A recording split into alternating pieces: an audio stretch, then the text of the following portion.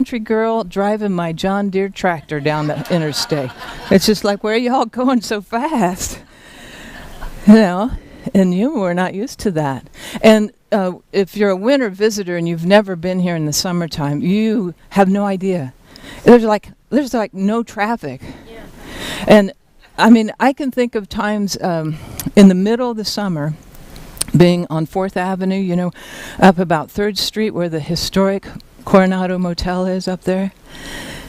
3rd Street and driving all the way to 16th Street. No cars. I mean, maybe 2 or 3 or 4 cars, and that's it. And I'm not talking about coming home the wee hours of the night from the Sand and Sage, so don't be spreading rumors like that. Some of you are saying, Sand and Sage, don't think I've been there yet. No, I'm talking about the middle of the afternoon in the summertime when it's about 118 and only the strong survive. Wendy's saying, oh, I've got something to look forward to. But now the weather's beautiful, isn't it?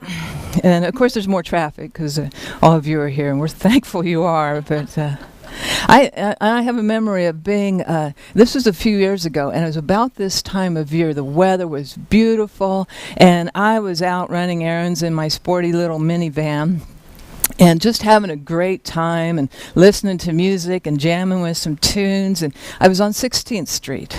You all know where that is, about where Cretine's Mexican restaurant is. What's that, Arizona? And I was just having just a great time, and all of a sudden traffic stopped. Totally stopped, both directions, nothing was moving. And I have to admit, it was like a dark force came over me. I thought, and I got so upset. And I thought, what's going on here? And I could feel the anxiety coming up in me. Even though I didn't have any appointments, it wasn't like I was trying to get any place, but I was just out shopping, really. And then I could feel the frustration. And then kind of a sense of self-condemnation. I should have gone the other direction. I should have taken a different route. I should have waited later until the snowbirds were at happy hour. I should have got up earlier. That's a big one. I should have gotten up earlier. Should. You know, shooting on myself. And then I began to look around for someone to blame. Who caused this? Who was doing this to me? And I began to profile in my mind. You ever do that? Profiling in my mind. I just knew it was some realtor that was busy texting and not paying attention. She better not be. I just knew it was some blonde applying makeup. She better not be. Profiling in my mind.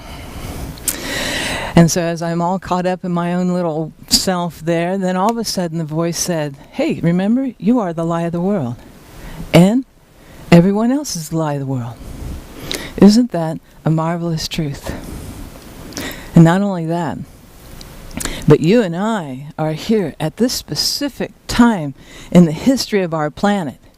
And, you know, that's a long history. Our planet is 4.543 billion years old. That's a long history. And you and I show up at this specific time when the words of the Master Jesus that was spoken 2,000 years ago, you are the lie of the world, are now being confirmed by science. Isn't that fabulous?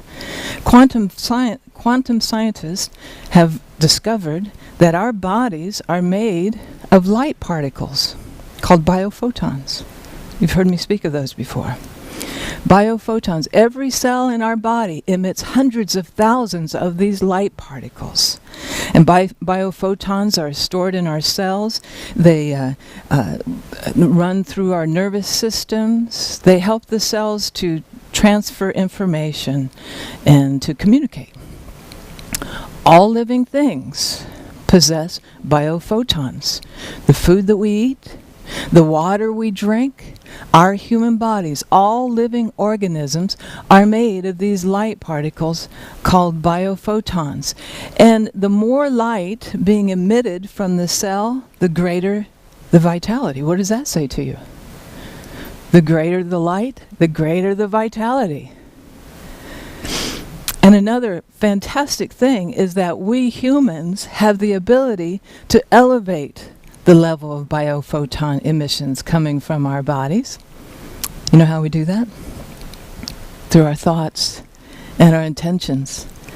There have been studies that in which a group of people have been placed in a darkened room and just asked simply to visualize or imagine a bright white light, and every one of the participants elevated the biophoton emissions coming from their bodies.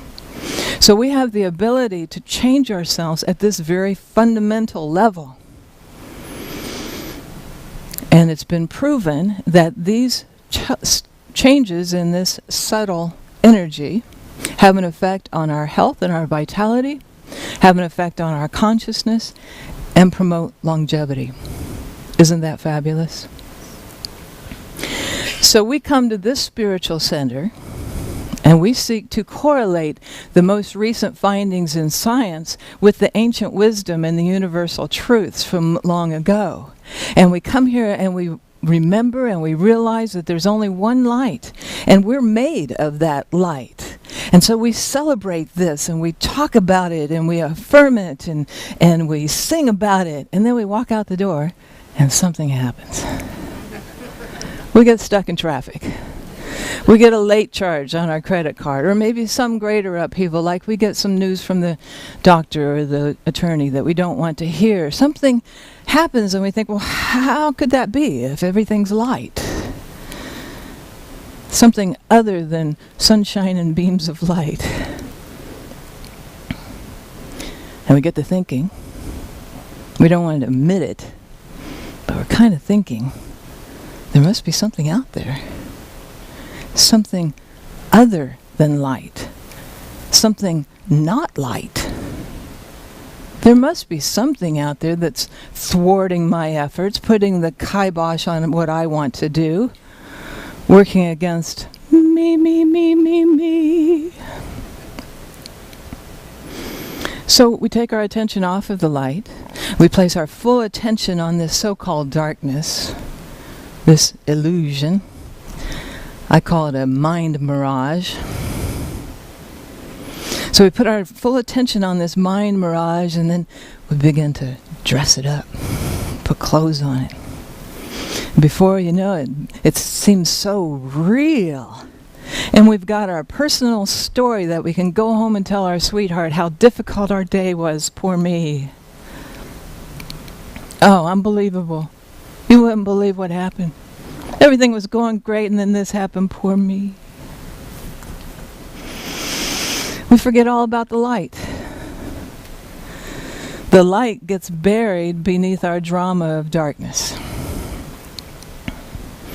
Well, this morning I want to remind you of a very radical truth. And that is that you always have the choice as to how you're going to respond to the events in your life. You are totally and completely free to respond however you choose. Even though your conditioned mind and the conditioned minds of those around you might want you to think you don't have a choice. Or maybe your learned behavior pulls you quickly into responding down that groove that you've always responded. You can choose a lighter, more expansive way of responding that's in accordance with your true nature. And there's a prayer that gives us this method as to how to respond from our true nature. It's a prayer that's often attributed to St. Francis of Assisi. Maybe you're familiar with it. And it starts out by saying, Lord, make me an instrument of thy peace. So you might want to ask yourself this morning, do I want peace in my life? Do I want to have a peace-filled life? And you say, well, of course, Lorna, everybody wants peace in their lives. Well, that desire for peace has to play out in our choices as to how we respond to life's events. But this prayer isn't just about a desire for peace. It says, make me an instrument for thy peace, for God's peace, for that perfect peace, that peace that passes all understanding, that deep abiding tranquility and stillness. Make me an instrument, like a flute, like the breath would be peace going through that instrument. Or a guitar, like John plays, beautiful guitar music. And the vibration, vibrating peace through me, through my heart, through my mind, through my body. Make me an instrument of thy peace. Well, this prayer goes on to explain how we can, rather than responding with deep, heavy, dense emotions, that we can choose a lighter, more expansive way of responding to life. It says, where there is hatred, let me sow love. Where there is injury, pardon.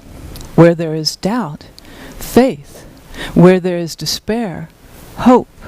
Where there is darkness, light.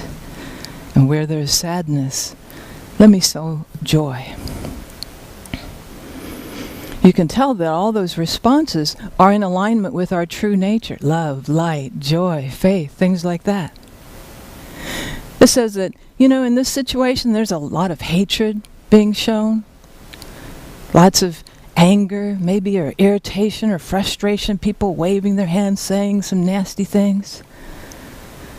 But I'm an instrument of peace, and perfect peace has nothing to do with hatred. So rather than expressing hatred, I'm going to do the opposite, and I'm going to express love. There might be a lot of doubt being expressed. There's people with a lot of questions and cynicism and things like that. But instead of being full of doubt, I'm going to be full of faith. Instead of expressing despair, I'm going to express hope. Because when I express hope, I lift the vibration. When I express hope, I express more light through me. And the greater the light, the greater the vitality. This is a really sad situation, but sadness isn't going to get us anywhere. I actually had the opportunity to use this method in this area. A few years ago, Kathy and I went back to Indianapolis, and I officiated at the memorial service of my older brother. There was a lot of sadness there. It was a surprise. We weren't ready for him to leave the planet. But in the infinity of life, we know that we are without beginning or end, that we are infinite beings, that no one ever passes. We just make a transition into energy exchange. And I thought, this is a really sad situation, but sadness brings everybody down. Instead, I want to be lifted up. And as Jesus said, if I'm lifted up, I lift everybody up right along with me. So rather than expressing sadness, I'm going to express joy.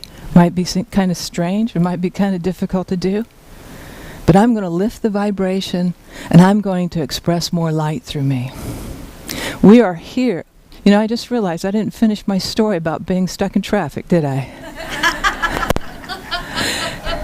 Well, after I got over my little self of being stuck in traffic, and I realized I'm the lie of the world, and in that I had the epiphany, everyone else is the lie of the world, I began to silently send out that affirmation to everyone around me.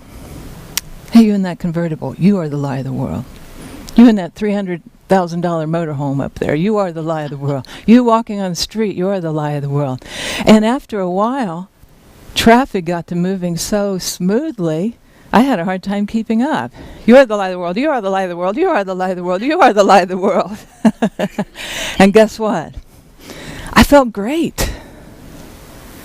I had lifted my vibration. I was allowing more light to express through me. And the greater the light, the greater the vitality. I had all this energy and vitality and power because I was connecting to that source of all light and energy.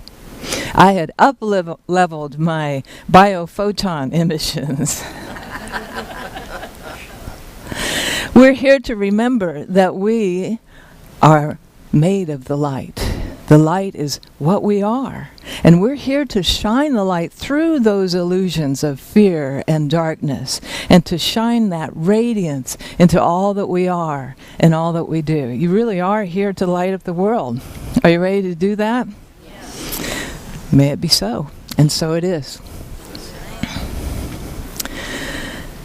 We're going to go into a time of contemplation here. Let's turn the lights down just a little bit, Kathy.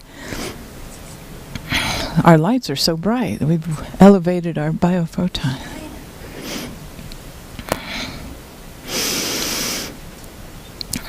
Let's just take a moment to come into this space. And some of this information might be new for you. This idea of being the light of the world.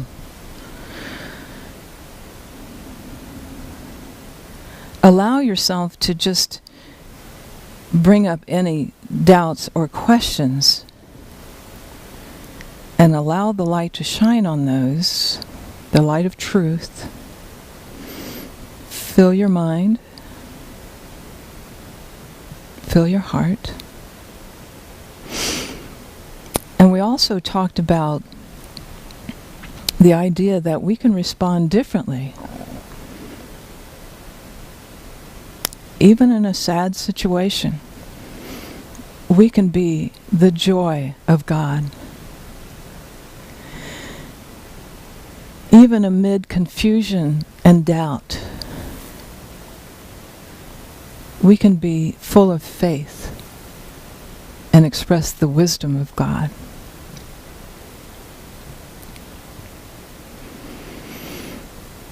In any kind of upheaval, you have the choice.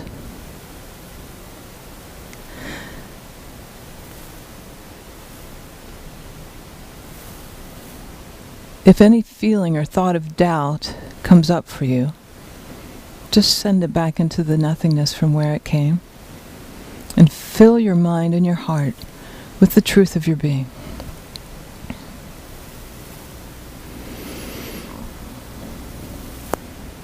I am free. I am free to choose.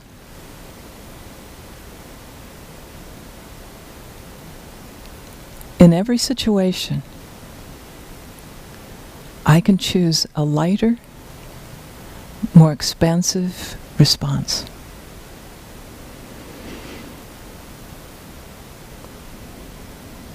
I move into this consciousness. I ground myself in this consciousness. I breathe it in. I embody it. I say yes to it. And when you're ready, you can come back to the room, recharged and reconnected.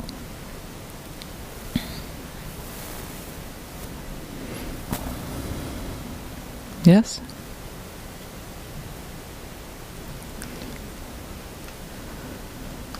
Okay, let's bring the lights up a little bit, Kathy.